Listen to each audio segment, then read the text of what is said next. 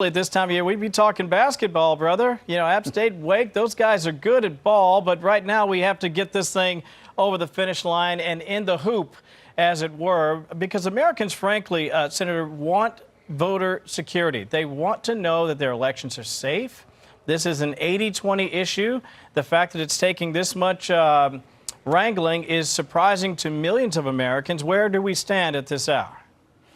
Well, it's an 80% issue, but it's even 70% for Democrats. This is the #1 issue right now, and President Trump is right to say that he's not going to sign anything until this gets done. We're using every maneuver we can, even in the midst of having other things to do, like funding DHS, which is a massive issue unto itself. At a time of national need, the Democrats aren't even funding our national security. I mean, that's absolutely ridiculous. But what the bill that we're actually on right now is the Save America Act. If it's whatever procedure we could do, if it ends up in the talking filibuster, but we're working on some amendments even right now. This men's and women's sports issue, that's an amendment. That's also another 80-20 issue. It doesn't even fall, it's not just Republicans. If you ask Democrats as well, it's still a huge number that support this issue. So we're going to put a couple of those things together and see what the final package would be like. And I think we're on to the next step in the coming weeks. And I think when it comes to DHS, you know, the other issue that's running parallel to the Save America Act, Senator Thune, Leader Thune, says we're not even leaving town. That's fine. Look, we're here for the duration to get things done for America, whether it's securing the inside of our country like DHS, or securing our airports, making sure TSA is funded, everything at DHS, including FEMA, or whether it's about protecting elections through the Save America Act. We're here to get it done.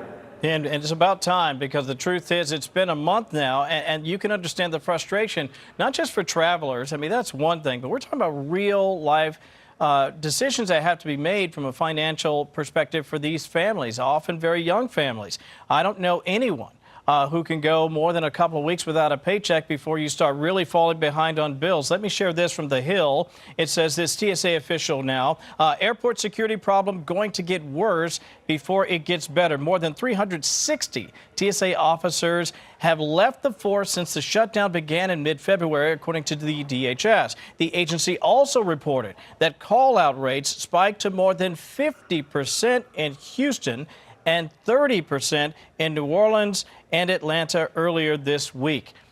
You mentioned it. This is a real security problem for the country, but it's also a dollars and cents problem.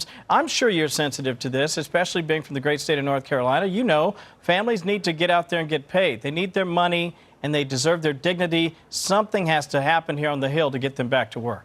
It's completely irresponsible on the part of Democrats to do this, and it's irresponsible to the 50,000 TSA workers and all the DHS workers that are doing a tremendous job out there.